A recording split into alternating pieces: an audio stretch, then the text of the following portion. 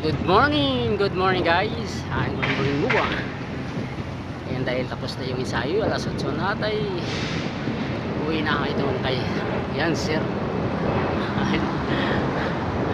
Ay kami magkakapi na guys. Bukas yung kalsada ng buwa, kaya mahirap na rin maglaps. Yung mga uwi na rin yung mga kasama.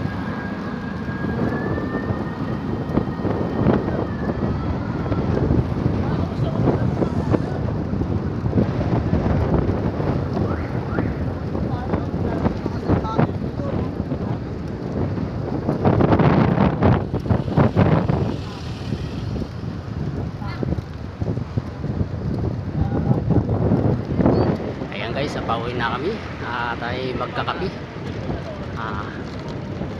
Tapos na yung ensayo.